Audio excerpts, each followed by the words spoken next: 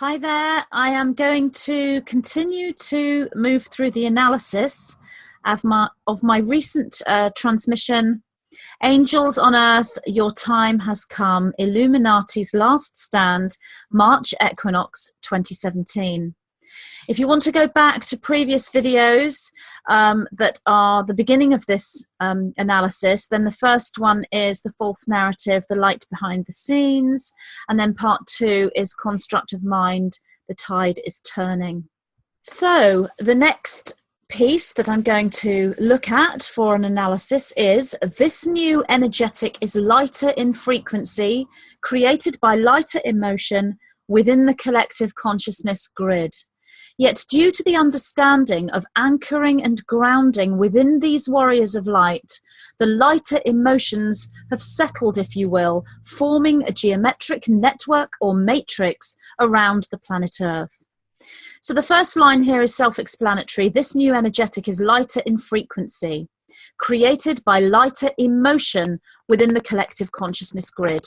So when we're looking at the collective consciousness grid, the 9 tell me that this is... It's a frequency created by all the emotions and thoughts of humanity's consciousness. So this frequency, I mean, some could call this the Akashic Records. Really, the Akashic Records is more everything that's ever happened, everything that's happening now, and everything that ever will happen or could happen. The consciousness grid is specific to humanity on Earth. So I guess you could say it's the Akashic Records of humanity on Earth, but the Akashic Records itself is a vast frequency that encompasses all and everything. So this new energetic within this collective consciousness grid, so the Akashic Records for humanity, is lighter in frequency. Why? Because of lighter emotion. So we have a critical mass group of individuals who are living within a lighter emotional state for a longer period of time than humans have done in the past on such a vast level. So what this means is we have awakening individuals. We have individuals who have activated their DNA. We have star-seeded individuals who are living within emotions that are lighter. So we're looking at joy and happiness and excitement and bliss and hope and all those emotions. When they sustain for a certain amount of time, because people can feel joy and happiness for half an hour and then be depressed for half an hour and then be angry for half an hour and be joyful again.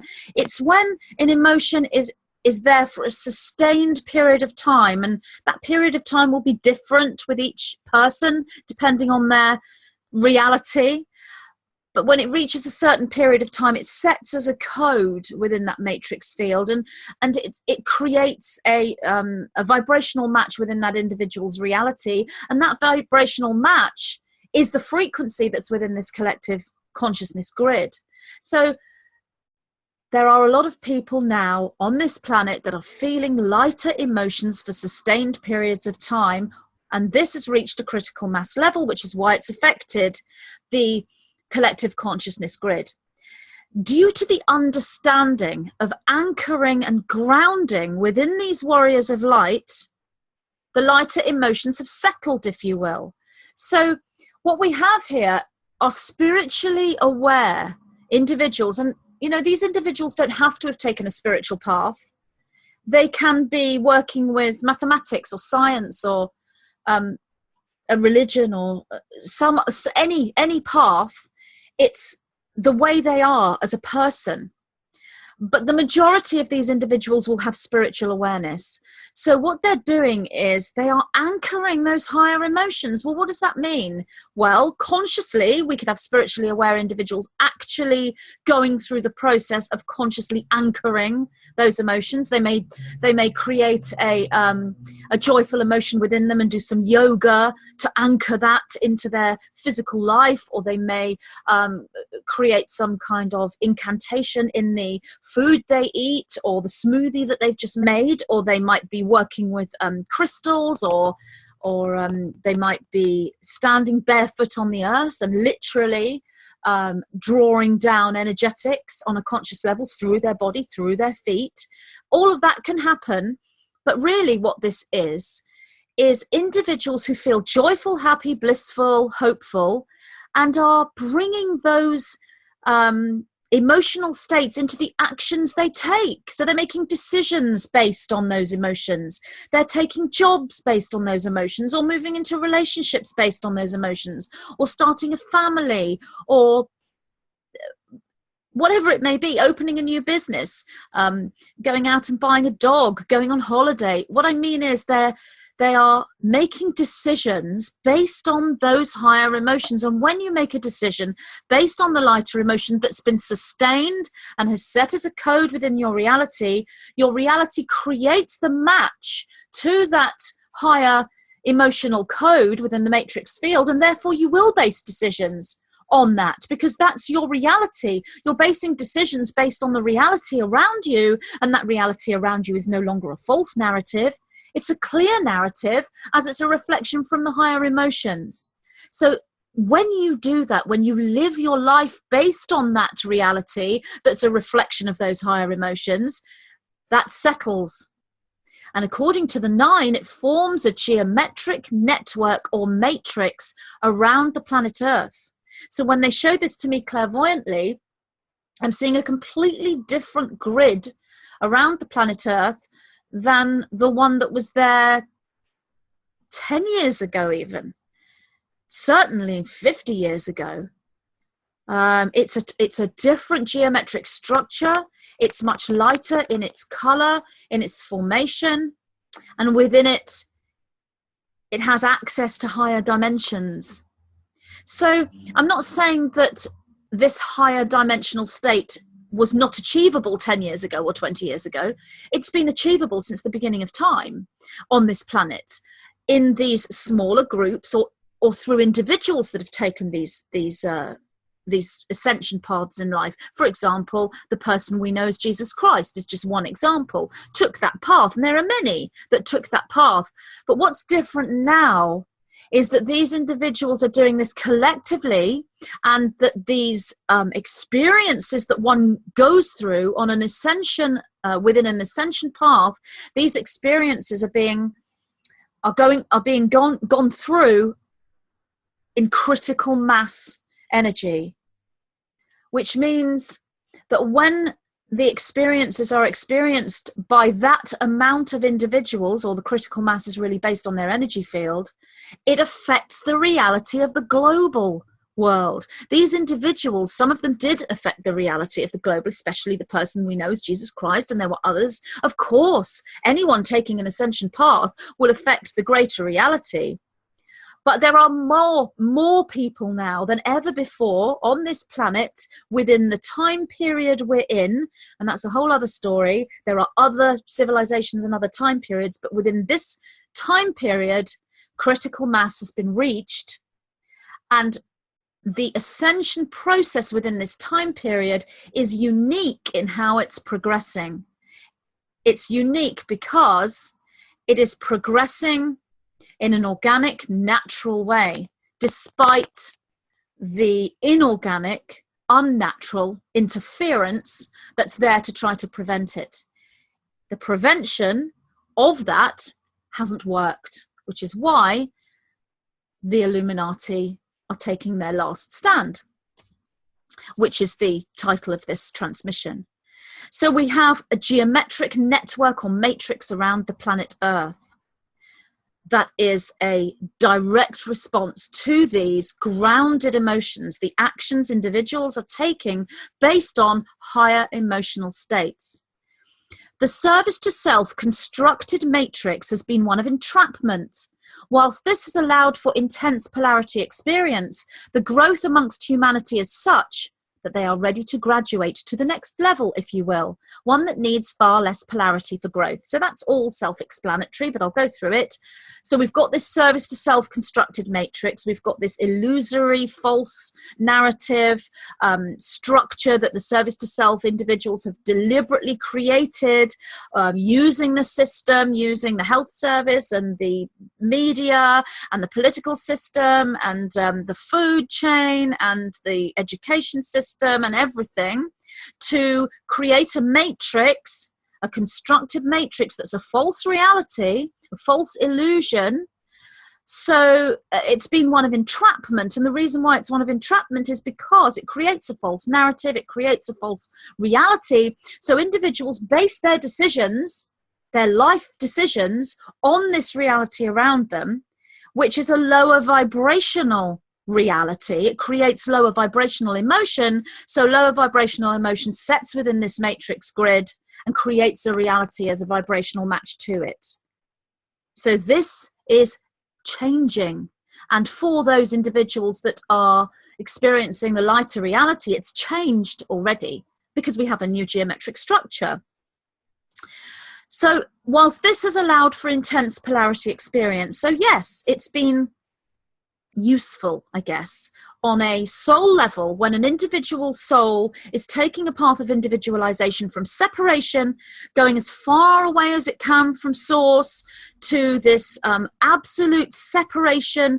And when separation, I mean forgetting who that soul is or what that soul is, forgetting it's part of source. For separation is the forgetting, moving away from the oneness, moving away from the unity in order to experience intense polarity. Why? Why would souls want to incarnate and experience this intense polarity? Well, the intense polarity itself is the furthest energy away from source, which is an unpolarized, or rather a unified energetic. There's no polarity in source. This is a unification of polarity, and that's where we come from. But when source wanted to, or presented a frequency that would be translated as I want to experience all and everything, when source puts that frequency out there, then the way to respond to that frequency, I want to experience all and everything, is to experience all and everything. And that includes the furthest vibration away from source. It includes a distortion from source, and it includes the spectrum of polarity from the darkest energy to the lightest energy, from the deepest fear to the highest love. So that is what we have here. And this physical reality is where we're playing out this polarized experience.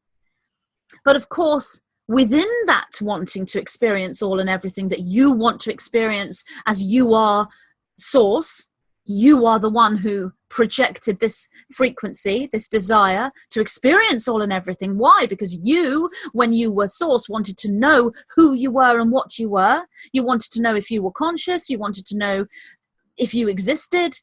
So you separated yourself, and all these aspects of self all moved into individualization so that they may match you and be other. You wanted to experience other. So the intense polarity experience is how you play out that discovery of self as source within a third dimensional reality. So you experience separation, you forget that you're source, and you live with an intense polarity. But that experience also includes growing from that. And as you grow from that, as you've moved as far away as you can from source, the next step is to move back to source so that you can become a completely intact aspect of source that is a total holographic replica of source. For source to make that first plea, or that first statement through its frequency, I am, the response to that is, or am I? So in order to make the response of or am I, source had to project itself right through the all and everything to experience all and everything. And then the aspects of self would then come back to say, or am I? So that experience of wanting to know itself, consciousness wanting to know if it's conscious, consciousness wanting to experience other, all of that on a higher level, on a truthful level, happens instantaneously. But on a linear level, we experience it within billions and billions and billions and billions of light years. So this intense polarity experience was necessary, if you like, for the individualization of the soul, so that the soul could become individual and be a holographic replica to that first distortion on a linear level.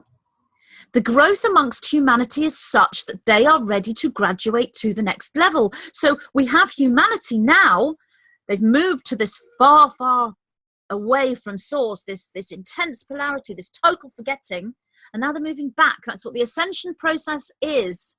It's climbing up a mountain as we're going far away, if you like. We're climbing up a mountain and then we're coming back down the other side. So the other way of looking at this is we're going far, far, far away, as far as we possibly can, to the most intense darkness, the most intense polarity, and then we bounce back.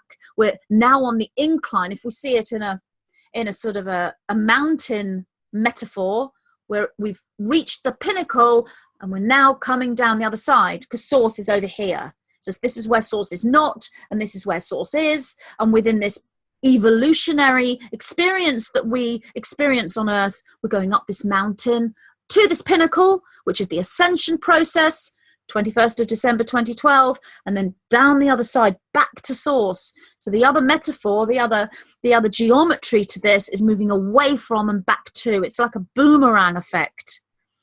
So the growth amongst humanity is such that they're ready to graduate to the next level.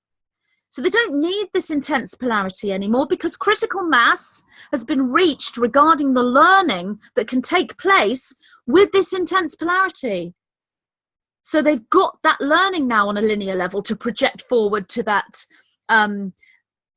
holographic replica of source from that first distortion. So source can say, am I? The reaction to I am, and this is all frequency, all energy. So that's what we are, the reaction to I am, and in this intensity there's a switch and it's time to move back. So it's a graduation, and it will be a graduation through the dimensions, back into more and more unity and less polarity. Obviously we have to go through all sorts of intense, chaotic change on this planet as we move away from this intense polarity, but on a critical mass level, the growth amongst humanity is such that they're ready to graduate to the next level. This is the ascension. This is the moving up into another dimensional state. So it's another way of saying that this planet is evolving to another dimension, and humanity and their consciousness and their learning has created that dimensional change. So that next level is one that needs far less polarity for growth. It's only a little change on a geometric level. When you're looking from a sixth dimensional viewpoint and you look at the different geometries, it's only a tiny shift, because we have an infinite stream of geometry to move through to get to that I am presence, am I presence, the distortion and the reaction to that original source and become that holographic replica.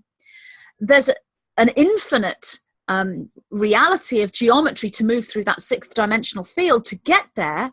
So it's only a tiny shift, but for us here in a linear level, it's a profound shift. It's huge, because we experience things very differently to the geometry itself and the way that the reality itself or the particles themselves see this, because all of this is you. You have this higher aspect that's the geometry, the sixth dimensional viewpoint, the source viewpoint, the particles. All of this is you. You're everything. But on a linear level, we experience this within a linear reality from separation, which is, when you look at it from the viewpoint of the geometry, the particles, the nine source, it is beautiful and perfect in its construction. But from our reality, it's going to appear like chaos on a third dimensional level, but we will also have access to that beauty and to that understanding of perfection when we move away from that polarity. So we are in a state of graduation to the next level, one that needs far less polarity for growth. Free will and choice is still experienced. For those who graduate with awareness at this time, hold a higher consciousness and a different DNA formation. They literally hold far more light. Therefore, the intense polarity is antithesis to them.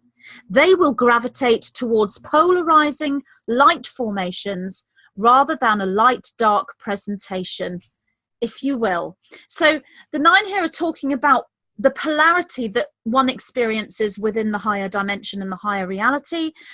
What does it look like? Well, free will is still experienced. And in many ways, free will feels as though it doesn't exist within a linear reality. That's a whole other issue, but it does exist in a different way. But as I said, that's a whole other issue. Free will and choice is still experienced. So within that higher dimensional state, that lesser polarity, we still have free will and we still have choice. Therefore, in order to have free will, we must have choice. You can't have choice. You can't have free will without choice, because there has to be something to choose in order for us to have free will. If we have nothing to choose, we don't have free will, which is why it feels like we don't have free will on a third dimensional level, because if you look from the perspective of the control system, we don't have any choice. And that's true if we are in a state of control, which we are. Yet there are other dimensions that are becoming available here. And in those dimensions, we do have choice. Therefore, we do have free will.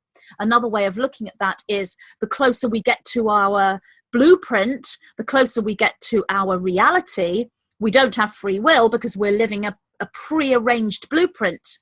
That's true. So we don't have free will. Yet we can change the blueprint. When we move into the 0 point field and we take that central point of that geometry, that matrix, we can change the blueprint. Therefore, we do have free will. So making a statement, we don't have free will and there is no free will, is true. And making a statement, we do have free will and there's plenty of free will, is also true. When you take that paradox, when you view those opposing perspectives and you understand and agree with both of them, then that aids you in your expansion. And looking at the free will paradox is a really good way to move into expansion. You can literally feel the mind opening when you get your head around this conundrum, if you like. So choice is still experienced because you can't have free will without choice. For those who graduate with awareness at this time, hold a higher consciousness and a different DNA formation. So there is, these are the individuals who are able to embrace both of these different perspectives. These are the individuals who see the paradox. They realize that there's no free will, and they realize that there is free will. They realize that there are past life contracts within the blueprint. And they realize that there are no past life contracts. There is no past, therefore there is no blueprint. They understand all these different paradoxes, and they bring this awareness into their reality as they learn to expand within these concepts and make decisions based on these concepts. Hence the reason why we have this different geometry around the planet. So for those who graduate with awareness at this time, hold a higher consciousness and a different DNA formation.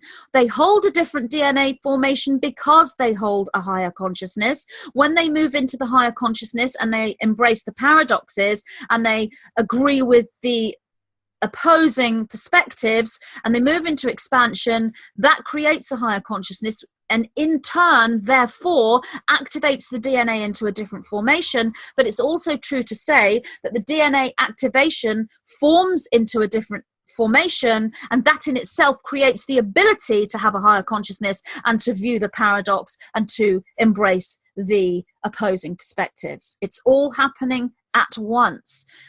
It's all happening simultaneously, but in a linear level, one could say the DNA activation triggers the higher consciousness, or one could say the higher consciousness triggers the DNA. So on a linear level, either of those are true, but the truth of the matter is it's simultaneous. It's absolutely simultaneous. As you have that, oh, I understand that paradox now. Now I embrace both these perspectives. And as that thought is there, the DNA is opening at the same time.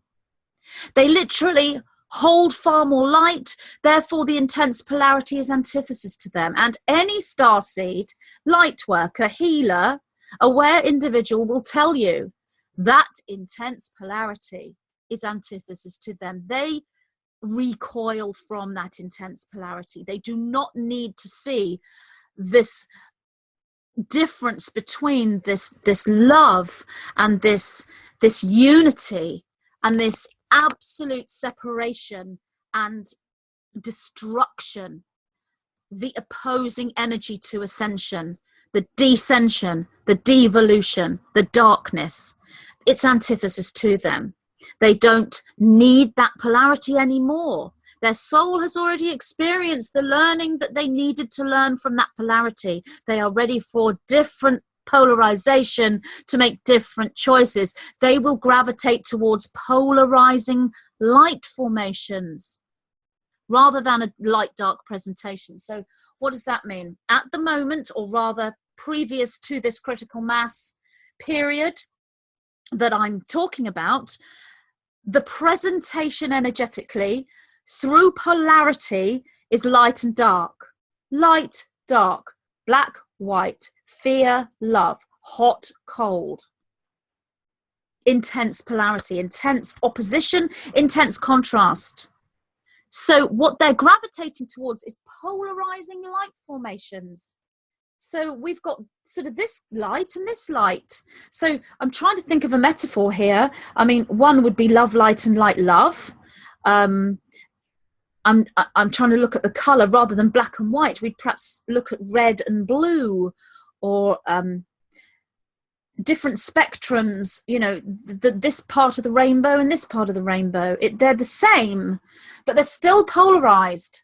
Like light, love, and love, light, it sounds like the same thing. It sounds like love and light, and they're both kind of the same thing. But energetically, they have different geometric formations. It's still a polarization. They are still matter and antimatter reflections of one another, but they're polarized light formations. So the polarity is a light polarity. And that is the fifth dimension. Within the fifth dimension is the dimension of love. So the polarity there is love and light, or light, love, and love, light. It's still polarity, and we can still choose. But what you get there when you make the choice, and this is what affects you within your third dimensional reality, when you take a fifth dimensional consciousness, previous to your awareness of that fifth dimensional consciousness, your choice might be between that's really bad and that's really good, so I'm going to take the good path, I don't want the bad. Or that's wrong and that's right. These are the polarizations that we have had indoctrinated into us in order to continue with this illusory false narrative matrix, so that we couldn't break free. What the choice has become is this really, really good pathway, this really good choice that has all these amazing learning experiences, or we could take this path, which is completely different. And yet there are all these really, really good learning experiences and all these really amazing experiences. And over here, if I take that pathway, I'm going to meet some amazing people. Now, if I take this pathway, I'm not going to meet those amazing people, depending whether you're in a node point destiny or not. But let's say you're not. I'm not going to meet those amazing people, but oh my goodness, I'm going to meet all these amazing people. Basically, what I'm saying here is you move into a win-win situation. The timelines, you still have polarity, you still have choice, but your timelines are win-win. They're based on good. They're based on this amazing experience or this amazing experience. That's what's happening. That's the fifth dimension. And the individuals who are awakening to this will be feeling this, and they will be experiencing this within their current reality. So I'm going to end this video now. There is a lot to get through with this particular transmission. I'm sorry that I've taken a while to get to part 3. I've been working on my second book, but I'm now going to get back to this series so I can get through this particular transmission and the analysis of it. So I will be back soon with the 4th part of this analysis. Thank you for listening. Bye. What is the Matrix? Who are the Masters? I, Magenta Pixie, am so very pleased to present my first book, channeled from my guidance system that I refer to as the White-Winged Collective Consciousness of Nine. Discover the true story of our origins as an energy system, how we lost the original template for our destiny, and how we are now in the process of remembering those lost codes. Learn how humanity may reclaim the sovereignty which is rightfully ours, bringing us back into wholeness, integration, and full understanding of who we are, what we are, why we are here, and what we are here to do. Spirituality, metaphysics, and science merge as the sacred geometry, known as the language of light, is downloaded and decoded. The realization and activation of these ancient codes for a new dawn of man is an alchemical process available to us all. Now is the time that collectively we move forward into a fully conscious ascension and embrace the new archetype of Master of the Matrix.